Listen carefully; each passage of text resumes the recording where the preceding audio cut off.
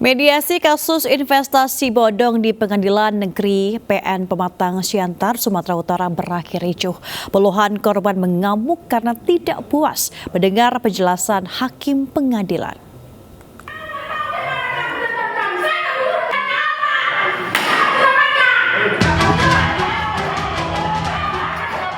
Korban investasi bodong ini emosi karena penjelasan hakim Pengadilan Negeri Pematang Siantar yang tidak jelas.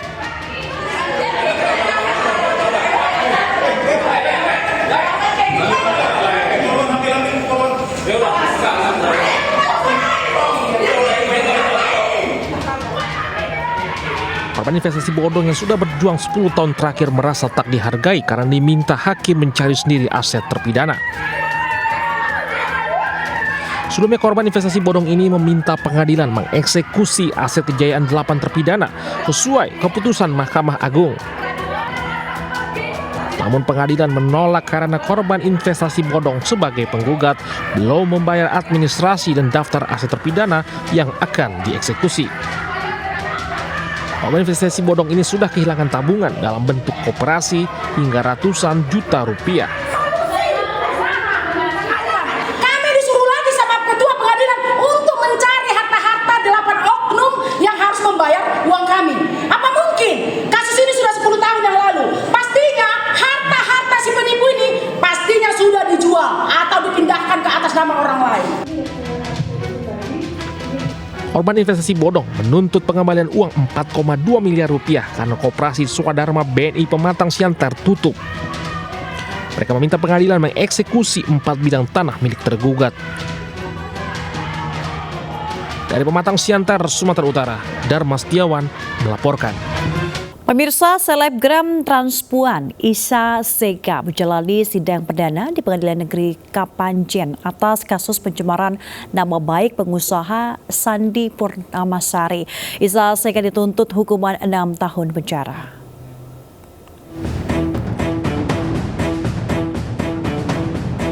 Selebgram transpuan Andrena Isa Zega menjalani sidang perdana kasus pencemaran nama baik pengusaha Sandi Purnamasari di Pengadilan Negeri Kabupaten Malang pada Selasa siang. Sidang kali ini agenda pembacaan dakwaan 4 jaksa penuntut umum. Isa Zega dituntut hukuman 6 tahun penjara sesuai pasal pencemaran nama baik. Terkait dakwaan, Isa Zega memberikan eksepsi atau pembelaan dirinya sebagai terdakwa pada pekan depan. Isa Zega mengklaim sebutan Sound the Ship bukanlah Sandi Purnamasari. Itu hak dari terdakwa. Gitu. Apa yang mungkin memberatkan Anda dari dakwaan-dakwaan? Karena Sound the Ship itu bukan Sandi Purnamasari gitu. Jadi kalian tahu ya, karena saya itu kan ada dongeng online. Jadi yang dianggap itu adalah dongeng online. Makanya tadi agak shock juga kalau dibilang Sandi Purnamasari itu adalah Sound the Ship gitu. Agak aneh gitu kalau Sound the Ship jadi Sandi itu gimana ceritanya? Sebelumnya, selebgram transpuan Isa Zega ditahan di lapas perempuan kelas 2A Sukun setelah dilaporkan melakukan pencemaran nama baik oleh sesama influencer Sandi Purnamasari di media sosial. Dari Malang, Jawa Timur, Saif Hajarani, iNews melaporkan.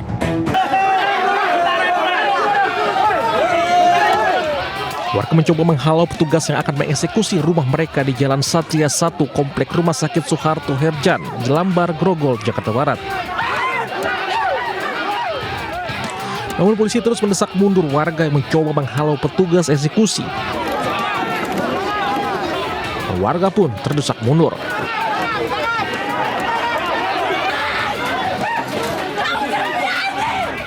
Warga emosi karena tanah yang selama ini ditempati akan diambil alih secara sepihak.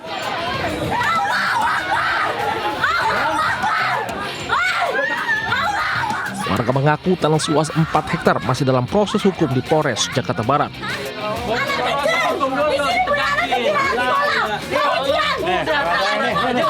Eksekusi menjelang bulan Ramadan juga disayangkan warga yang sudah mendiami lahan tersebut selama puluhan tahun. Untuk mengeksekusi perkara tanah itu harus didasari oleh surat keputusan dari pengadilan, bukan main sepihak seperti ini. Lalu dihadiri oleh ada bapak polisi, bapak tentara. Kami dikeroyok, pihak rumah sakit menyewa preman. Meski mencoba melawan, namun warga pasrah dan mereka harus mengosongkan rumahnya. 4 14 bangunan rumah harus dikosongkan dari lahan milik Kementerian Kesehatan. Warga belum mengetahui harus tinggal di mana karena belum memiliki tempat yang baru. Dari Jakarta, Mitfaul Gani melaporkan. Aksi jambret tas terekam kamera mobil di wilayah Kelapa Gading, Jakarta Utara hingga viral. Seorang wanita yang tengah dibonceng tiba-tiba dipepet pelaku lalu menarik paksa tas lempang korban. Bahkan, akibat kejadian ini korban nyaris terjatuh karena motor yang ditumpanginya sempat oleng. Sementara pelaku langsung tancap gas melarikan diri. Meski korban tak melaporkan kejadian ini karena gagal membawa kabur tas, polisi tetap melakukan pengejaran. Kasusnya kini telah ditangani Polsek Kelapa Gading. Dari Jakarta, Sofian Firdaus, iNews melaporkan.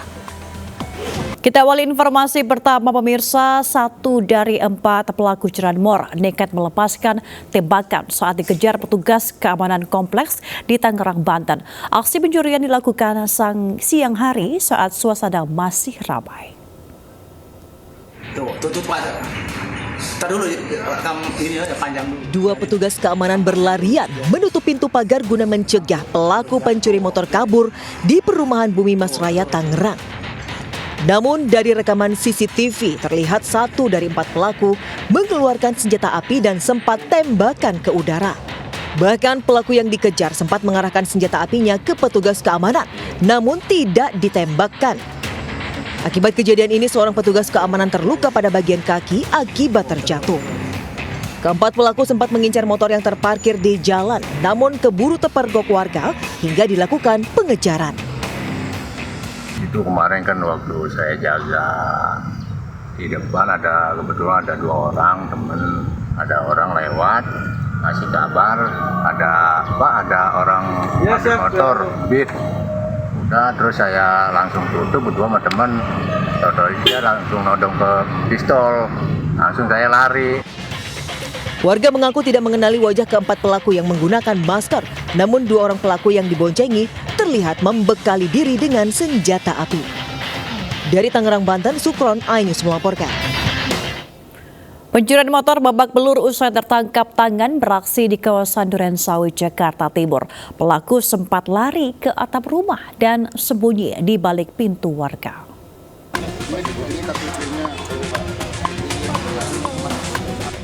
Pelaku curanmor ini babak belur usai tertangkap warga. Beraksi di Jalan Madrasah 1 Durensawit, Jakarta Timur.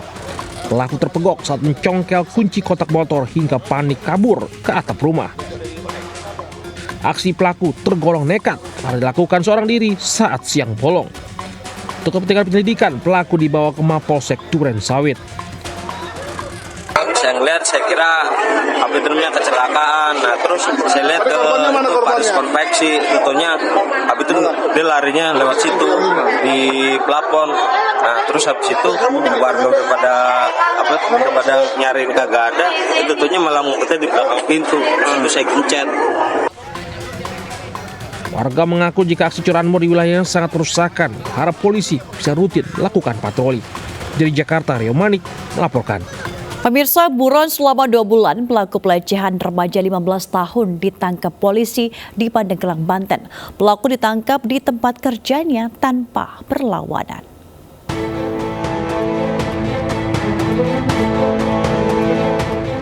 Mereka saling serang dengan senjata tajam. Aksi ini membuat warga yang melintas memilih memutar berulang. Aksi ini membuat warga ulah. Ironisnya, salah seorang warga terluka akibat senjata tajam geng motor. Satreskrim Polres Ula, Satreskrim Polres Ula, Satreskrim Purwakarta Ula, Satreskrim Polres Purwakarta kemudian menangkap 12 untuk tawuran. Dari 12 pelaku yang ditangkap, 7 ditetapkan Ula. Dari 12 pelaku yang ditangkap, 7 ditetapkan Ula. Dari 12 pelaku ini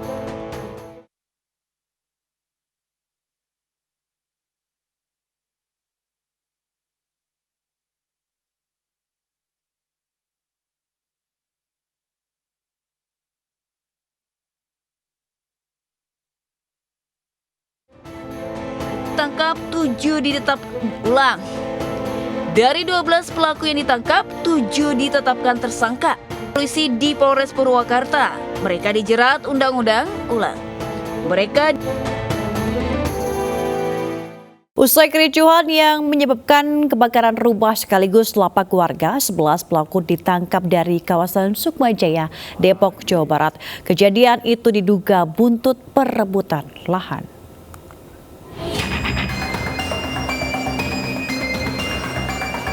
Polisi mengamankan 11 pelaku penyerangan dan pembakaran rumah sekaligus lapak warga di Jalan KSU Sukmajaya, Depok. Selain itu, belasan senjata tajam dan senapan angin jenis PCC turut diamankan.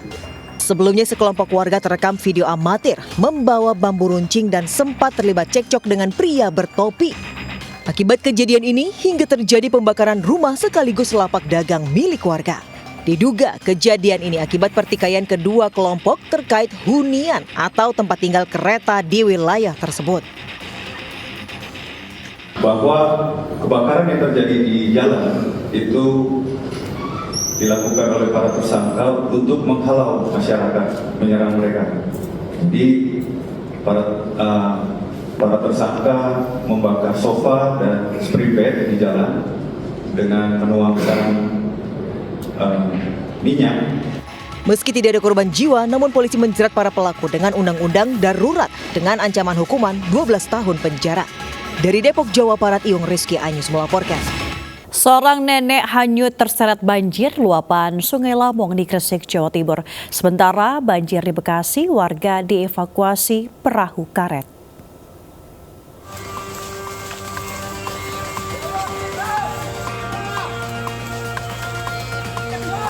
Warga berupaya menolong nenek Satri, 59 tahun, yang hanyut terseret derasnya arus Sungai Lamong hingga ratusan meter. Insiden ini terjadi di Desa Jombang Delik, Kecamatan Balong Panggang, Kabupaten Gresik, Jawa Timur. Upaya penyelamatan berlangsung dramatis karena warga harus berjuang melintasi derasnya arus. Korban akhirnya bisa diselamatkan dan langsung dibawa ke Rumah Sakit Wali Songo. Sementara itu di Bekasi, Jawa Barat, warga terpaksa dievakuasi dengan perahu karet saat banjir merendam perumahan Jati Bening Permai. Di beberapa titik banjir di kawasan ini mencapai ketinggian lebih dari 1 meter. Dari jam 6. Jam 6. Ketinggian berapa Pak?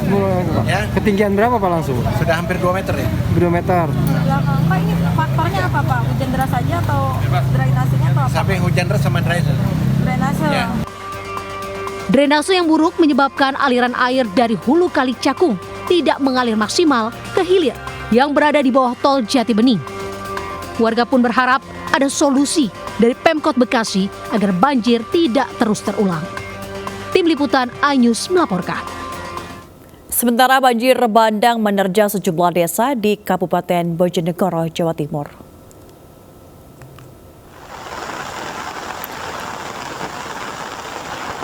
Banjir bandang menerjang desa Dander di Bojonegoro, Jawa Timur. Air bercampur lumpur dari kawasan hutan mengalir deras hingga meluap ke jalan dan permukiman. Ketinggian banjir antara 50 hingga 1 meter terutama di daerah Cekung atau dataran rendah. Data Badan Penanggulangan Bencana Daerah setempat menyebutkan banjir bandang melanda desa Dander, Ngunut, dan Ngulanan di Kecamatan Dander.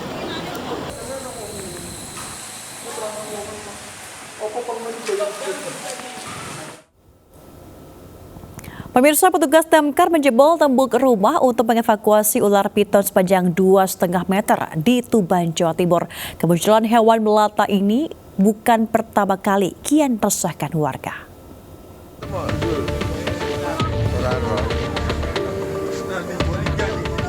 Petugas damkar terpaksa menjebol tembok untuk mengevakuasi seekor ular piton yang bersembunyi di sela tembok kamar di Jalan Panglima Sudirman, Kelurahan Karangsari, Kabupaten Tuban, Jawa Timur. Setelah hampir 45 menit, ular sepanjang 2,5 meter ini akhirnya berhasil ditangkap. Awalnya kemunculan ular di atap kamar diketahui penghuni rumah saat bangun tidur. Panik dan khawatir ular dapat membahayakan anggota keluarga, ia pun meminta bantuan petugas damkar. Ular piton selanjutnya dibawa ke pos komando Satpol PP dan pemadam kebakaran Tuban. Dari Tuban, Jawa Timur, Pipit Wibawanto, iNews melaporkan. Pemirsa, Kejaksaan Agung Kejagung menetapkan 7 orang sebagai tersangka dalam kasus dugaan korupsi di Pertamina Patraniaga terkait tata kelola minyak mentah. Mega korupsi Pertamina ini merugikan negara senilai 193,7 triliun rupiah.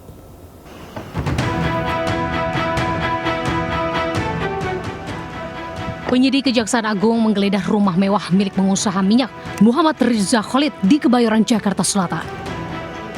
Kejagung mendapatkan sejumlah berkas yang menjadi barang bukti terkait dugaan korupsi tata kelola minyak mentah dan produk kilang pada PT Pertamina Subholding dan kontraktor-kontrak kerjasama periode 2018 hingga 2023. Selain di rumah ini, penggeledahan juga dilakukan di 6 tempat. Pada penyelidikan sebelumnya, ditemukan uang total 400 juta rupiah dalam berbagai pecahan mata uang asing. Anak laki-laki Riza Khalid, Muhammad Keri Adrianto Riza, juga turut menjadi tersangka dalam kasus ini. Sementara itu, kasus dugaan korupsi Pertamina Patraniaga terkait tata kelola minyak mentah yang merugikan negara sebesar 193,7 triliun rupiah juga menjadi perhatian Presiden Prabowo Subianto. Prabowo menegaskan akan membersihkan para koruptor dan menegakkan kepentingan rakyat. Lagi diurus. Lagi diurus semua. Oke. Kita bersihkan, kita tegakkan, kita akan dan pokoknya membela kepentingan. Sebelumnya, Kejaksaan Agung menetapkan 7 orang sebagai tersangka dalam dugaan tindak pidana korupsi, tata kelola minyak mentah, dan produk kilang dalam PT Pertamina Persero, Subholding, dan K3KS 2018-2023. Penetapan tersangka dilakukan setelah penyidik Jampitsus memeriksa 96 saksi dan meminta keterangan 2 saksi ahli dalam perkara tersebut. Ketujuh tersangka yakni Rifa Sihaan, Dirut PT Pertamina Patraniaga, YF, Dirut PT Pertamina International Shipping, serta SDS, AP, MKAR, DW, dan GRJ dari pihak broker langsung dilakukan penahanan. Dari Jakarta, Tim Liputan melaporkan. Pemirsa, Komisi 12 DPR RI menggelar rapat dengar pendapat dengan PT Pertamina Patraniaga terkait mekanisme dugaan oplosan bahan bakar jenis RON 90 dan RON 92 yang dilakukan Pertamina Patraniaga. Rapat dengar pendapat digelar Komisi 12 DPR RI dengan Dirut PT Pertamina Patraniaga dan sejumlah perusahaan BBM swasta lainnya. Komisi 12 DPR RI meminta agar Pertamina Patraniaga meluruskan isu pengoplosan BBM jenis Pertamax agar tidak menjadi opini negatif di masyarakat. Dalam RDP ini, pihak Pertamina membantah tudingan adanya BBM jenis Pertamax yang dioplos dengan BBM jenis Pertalite. Pertamina juga memastikan bahwa Pertamax yang beredar di masyarakat sudah sesuai dengan spesifikasi yang ditentukan. Mekanisme penambahan zat adiktif sifatnya menambah keunggulan terhadap masing-masing bahan bakar, bukan mengubah jenis bahan bakar RON 90 menjadi RON 92.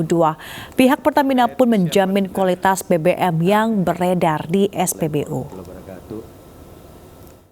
Kita menerima di terminal itu sudah dalam bentuk RON 90 dan RON 92, tidak ada proses perubahan RON. Tetapi yang ada untuk Pertamax kita tambahkan aditif. Jadi di situ ada proses penambahan aditif dan proses penambahan warna. Bahwa kami sudah memahami dan penjelasan dari semua badan usaha lah, tidak hanya Pertamina, biar berimbang publik, jangan kesannya bahwa kita mau menggiring opini, enggak, biar berimbang kami tanya satu-satu, pengawasannya sama, apakah benar penambahan zat adiktif itu bisa menambah RON, semua sepakat tidak ada yang bisa menambah RON 90 jadi 92 karena satu zat adiktif. Sementara Ketua Umum Organisasi Masyarakat Pemuda Pancasila, Yapto Suryo Sumarno, menjalani proses pemeriksaan sebagai saksi oleh penyidik KPK dalam kasus dugaan gratifikasi oleh mantan Bupati Kutai Kartanegara Rita Widiasari. Proses pemeriksaan sendiri berjalan kurang lebih 7 jam. Ketua Umum Organisasi Masyarakat Pemuda Pancasila, Yapto Suryo Sumarno, akhirnya selesai menjalani proses pemeriksaan oleh penyidik KPK Rabu sore. Yapto Suryo Sumarno diperiksa penyidik KPK terkait perkara gratifikasi oleh mantan Bupati Kutai Kartanegara Rita Widiasari. Yapto diperiksa selama 7 jam sejak kedatangan Ketua Umum PP pada Rabu sekitar pukul 10 pagi waktu Indonesia Barat. Yapto pun memastikan telah menjawab semua pertanyaan yang diajukan oleh penyidik. Saya memenuhi panggilan dari KPK berdasarkan salah satu masalah sebagai warga negara baik yang hadir menjelaskan semuanya, menjawab semua pertanyaan dan semoga juga mencukupi apa yang diperlukan. Dan untuk yang lain-lainnya silakan, kepada ini bukan kewenangan saya. Pemirsa, Sekjen PDIP Hasto Kristianto kembali menjalani pemeriksaan setelah ditahan oleh KPK. Hasto diperiksa sebagai saksi untuk Doni Istiqomah, tersangka dalam kasus suap anggota KPU RI oleh buronan sekaligus kader PDIP Harun Masiku.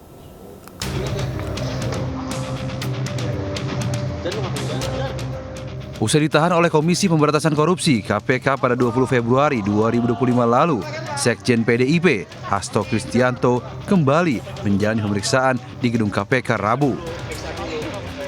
Hasto menyebut pemeriksaan dirinya hari ini sebagai saksi untuk Doni Istiqomah, tersangka dalam kasus yang sama. Ada 52 pertanyaan yang diajukan oleh penyidik KPK kepada Hasto. 1,5 jam efektif. Saya diminta keterangan sebagai saksi terhadap saudara Doni Istiqomah. Ada sekitar 52 pertanyaan, tetapi semua adalah dari keterangan-keterangan sebelumnya. Sehingga tinggal di print dan kemudian dikoreksi kembali. Hasto Kristianto pun menegaskan bahwa selama menjadi tahanan KPK, dirinya baik-baik saja dan akan menjalani segala proses hukum. Dari Jakarta, Stefan Patinama, Pandu Priyo, Dimas Winardi melaporkan. Pemirsa, Presiden Prabowo Subianto meresmikan layanan Bank Emas atau Bullion Bank pertama di Indonesia siang tadi. Bank Emas diprediksi bisa mendongkrak PDB negara hingga 245 triliun rupiah. Presiden Prabowo Subianto meresmikan layanan Bank Emas atau Bullion Bank pertama di Indonesia di The Gate Tower, Jakarta Pusat, Rabu siang. Dihadiri jajaran Menteri Kabinet Merah Putih, Panglima TNI, dan Kapolri. Layanan Bank Emas diresmikan usai Otoritas Jasa Keuangan memberikan izin kepada Bank Syariah Indonesia dan Pegadaian untuk melaksanakan kegiatan usaha bullion. Presiden Prabowo menegaskan keberadaan Bank Emas atau Bullion Bank amat sangat penting karena dapat menampung emas yang diproduksi di dalam negeri agar tak keluar negeri, sekaligus mendongkrak produk domestik bruto hingga 245 triliun rupiah. Pertama kali dalam sejarah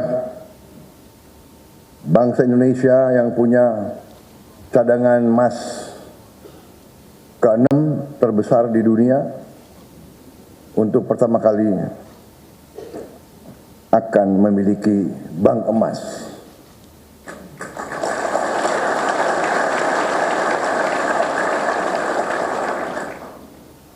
Saya ucapkan terima kasih atas semua pihak yang telah bekerja keras untuk mencapai hari ini. Wakil Presiden Gibran Rakabuming Raka hari ini mengunjungi Akademi Militer Magelang, Jawa Tengah untuk memberikan arahan kepada retret kepala daerah. Rombongan Wapres Gibran Raka Buming Raka tiba di Akmil Magelang Rabu pagi. Dalam rangkaian acara retret kepala daerah ini, Gibran memberikan materi terkait konsolidasi, sinkronisasi, akselerasi antara pemerintah daerah dan pusat untuk sukseskan program Astacita. Pembekalan materi Gibran di kepala daerah berlangsung tertutup. Usai memberikan materi, Gibran Raka Buming Raka dan rombongan langsung meninggalkan Akmil Magelang.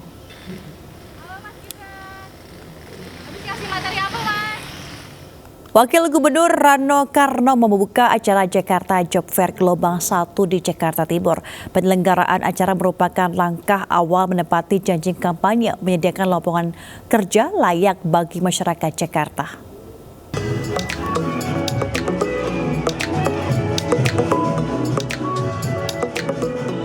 Acara Jakarta Job Fair yang digelar di Tamini Square, Jakarta Timur disambut antusias para pencari kerja. Gelaran Jakarta Job Fair berkolaborasi KP2MI ini diresmikan Wagub Rano Karno. Penyelenggaraan acara merupakan langkah awal menepati janji kampanye di program 100 hari kerja menyediakan lowongan kerja layak bagi masyarakat Jakarta. Nantinya, Job Fair akan dilaksanakan selama bertahap dengan target 3 bulan sekali di tiap kecamatan di Jakarta.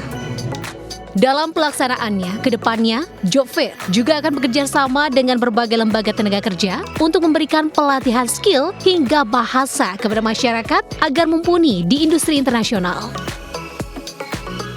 Pada waktu kami kampanye bahwa Jakarta akan melakukan Job Fair per 3 bulan sekali di kecamatan. Nah, ternyata Pak Kadis ini malah membuat sebulan sekali, berarti masih ada potensi lowongan kerja di Jakarta ini. Kegiatan-kegiatan job fair seperti ini nantinya adik-adik pencari kerja bisa juga melihat adanya peluang-peluang untuk bekerja di luar negeri. Ada stand BP3MI DKI Jakarta yang buka di sini. Jakarta Job Fair gelombang pertama ini digelar pada 26 sampai 27 Februari 2025 dan melibatkan lebih dari 40 perusahaan. Diharapkan lebih dari 2.000 pencari kerja dapat terserap dari acara ini. Dari Jakarta, Amrina Rida, Novan Dwi, iNews melaporkan. Pemirsa, ke informasi berikutnya, kondisi kulit akan mengalami perubahan seiring pertambahan usia, terutama di usia kepala 3. Berbagai perawatan kulit dan metode bisa jadi pilihan agar kulit tampak sehat, cerah, dan awet muda terlebih jelang bulan suci Ramadan agar lebih semangat beribadah.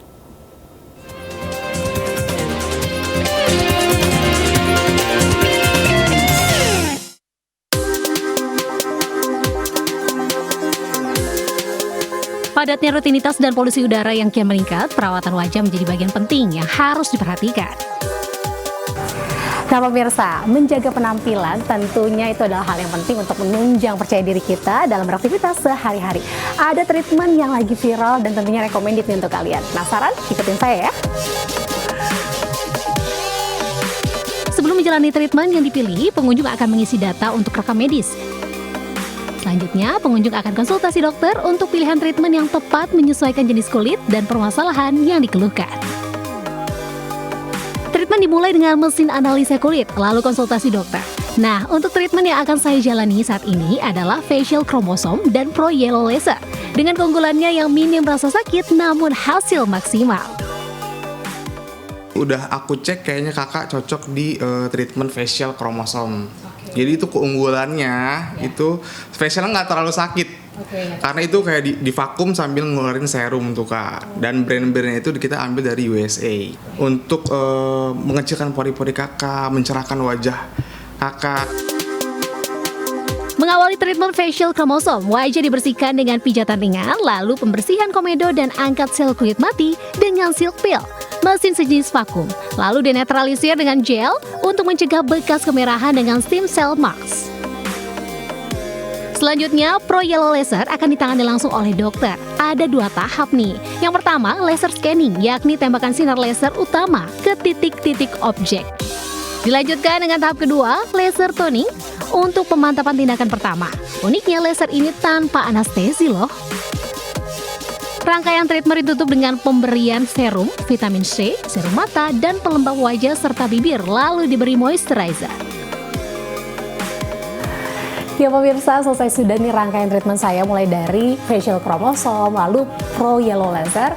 Ini saya merasakan begitu enak ya, minim rasa sakit, terasa lebih seger, pastinya lebih glowing ya dibandingkan sebelumnya. Dan sekarang saya siap nih untuk beraktivitas menyambut Ramadan dengan ceria. Dari Jakarta, Anita Dewi, Eri Nugraha, iNews melaporkan.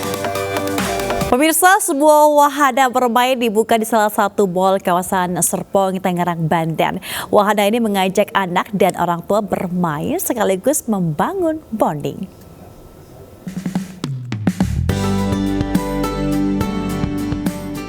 Ingin mengajak buah hati untuk bermain dan berkreativitas, wahana yang dibuka di salah satu mall di Serpong, Tangerang, Banten ini menyajikan destinasi hiburan seru, yakni Paw Patrol Adventure Bay Bones. Ajang ini menghadirkan dunia Paw Patrol karakter Nickelodeon yang paling digemari anak-anak Indonesia. Di sini terdapat Adventure Bay Ball Pit yang dipenuhi bola-bola berukuran kecil dan pengunjung bisa bertemu dengan karakter anjing Paw Patrol. Orang tua dan anak juga bisa berkreasi, seperti mewarnai bersama atau membuat tas Paw Patrol. Terus kalau acaranya seru, terlihat anak sih happy banget main, terus seru lah maksudnya soalnya kan ada beberapa step-step di situ, terus apalagi ada race gitu kan. Aku capek sama senang karena aku juara 1. Tadi dapat apa nih? Hah? Apa? Dapat ini bisa nyala. Beragam kegiatan menarik di sini diharapkan akan menumbuhkan kreativitas anak sekaligus membangun bonding dengan orang tua. Tim Liputan